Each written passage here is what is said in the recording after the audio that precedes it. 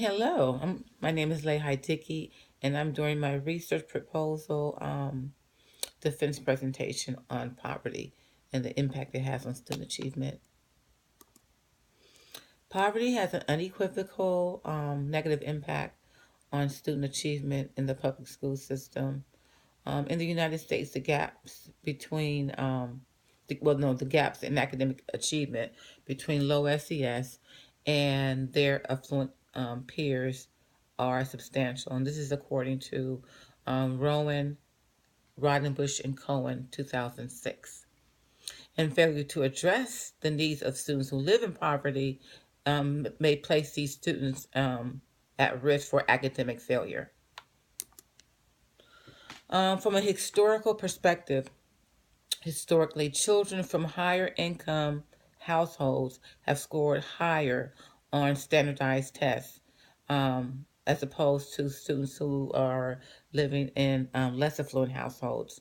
The gap in performance has existed for decades, and little progress has been made to address and close this gap. On January 8th, 1964, President Lyndon B. Johnson declared a war on poverty as a centerpiece of his State of the Union address.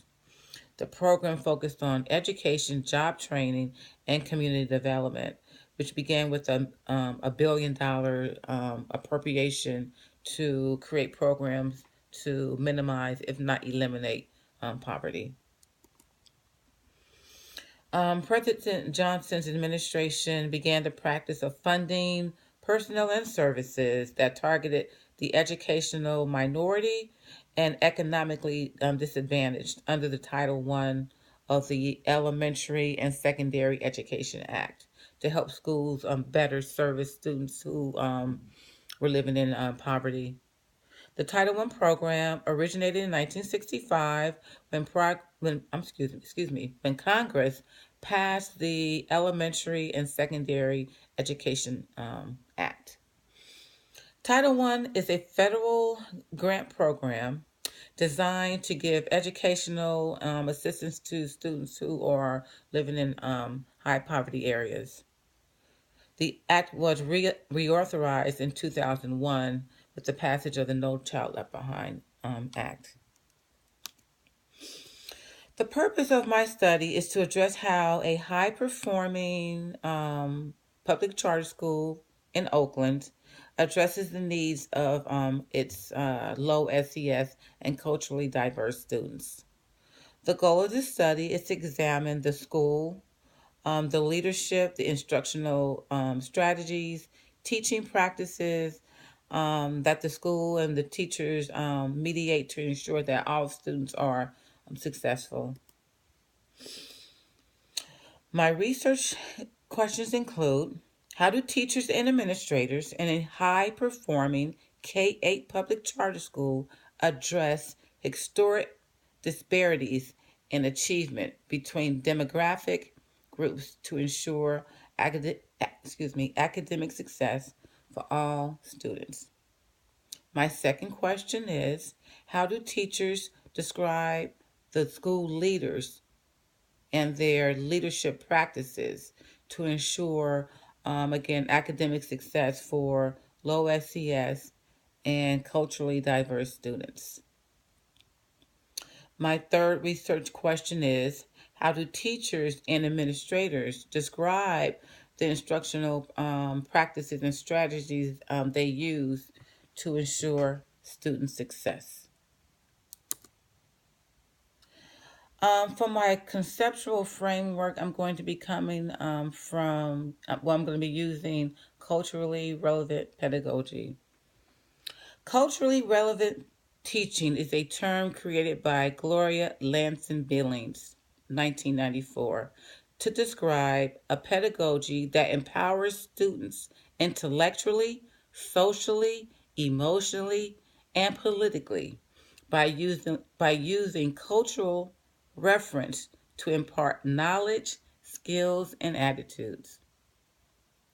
Culturally relevant pedagogy maintains that teachers need to be non judgmental and inclusive of the cultural backgrounds of their students in order to be effective facilitators of learning in the classroom.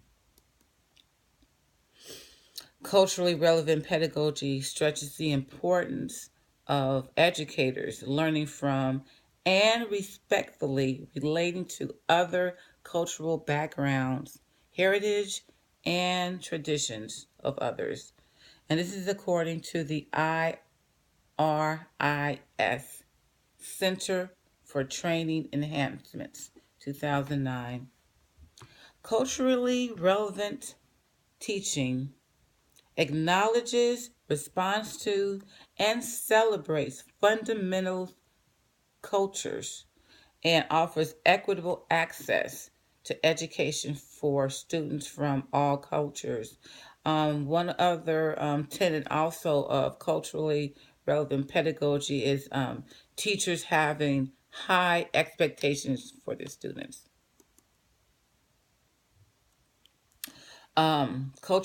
Culturally relevant pedagogy also includes where teachers are critically conscious of the power of the symbolic curriculum as an instrument for teaching and use it to help convey the importance important information, values, and actions about ethnic and cultural diversity. Educators of all racial and cultural groups would have to become culturally competent in their abilities to form authentic, caring, effective relationship with students across cultural differences, according to Howard 2007. So my literature review. This review of relevant literature related to socioeconomic status will describe the linkages between, again, poverty and student achievement.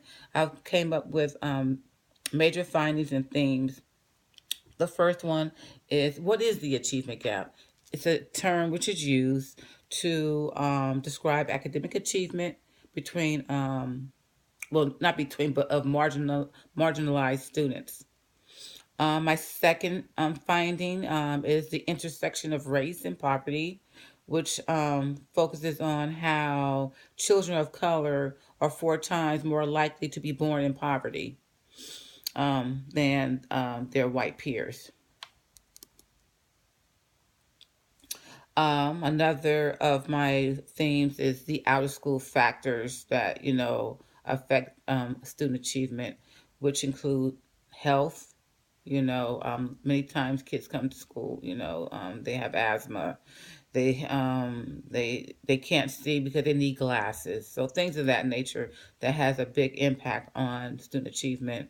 Also, the low income neighborhoods that students come from. Now, in regards to let me also go back to the out of school factors that also focuses on toxic stress, which means students who live in an environment that has abuse, neglect, and violence. Strategies to combat the achievement gap includes Head Start, high quality pre-K programs. So again, in relation to that, that's basically school readiness, getting kids ready prior to entering kindergarten. Again, which focuses on high quality pre-K programs and Head Start. Um, let me see. Another one of strategies to combat the achievement gap is pedagogies to close the achievement gap. So now I'm going to be going into this focuses on culturally relevant teaching and effective leadership. Because again, if you have the culturally relevant teaching, you have teachers who are culturally responsive to their students and their needs, incorporating their experiences into the curriculum, having high expectations, having a leader that distributes leadership throughout the school, where the teachers have a voice, where the students have a voice. That will definitely help to come back in the closing of the achievement gap. The gap in the literature now. There has been many research studies on academic achievement of low achieving high poverty schools. However, there has been limited research conducted on how high performing schools addresses the needs of its culturally diverse and low SES students. The results of this study will benefit researchers in the field of multicultural education, educational policy makers, and educators to generally to general to excuse me to guide professional practice that will support the learning of its culturally diverse and low SES students. I'm going to be for my methodology. I'm going to be using a qualitative research approach to examine how teachers and administrators in a high performing K-8 public school address the needs of the needs of the academic achievement for low SES and culturally diverse students. I'm going to be conducting a case study. It's going to include 4 administrators and 3 teachers. For the 3 teachers, there's going to be a resource specialist teacher, and then an elementary teacher, and then a teacher from the middle school. It's also going to be taking place at a K-8 Oakland Public Charter School. My data resources and collection procedures include classroom observation, focus group discussion with the administrators. I'm going to interview the teachers. I'm going to be collecting documents from cost meetings, the mission statement. I'm going to be looking at the RTI model, the SARC results, and the school site plan. I'm also going to be looking into the instructional programs and the demographics there at the school as well, and the discipline policy. The limitations might include being that this is a non-Title I public charter school. This study will not involve any data or participants from a Title I school. In conclusion, now more than ever, it is crucial to address the impact poverty has on student achievement. This study should serve as a contribution to educational research that will help to enrich the teaching and learning practices that may increase the academic performance of culturally diverse students and low SES students as well.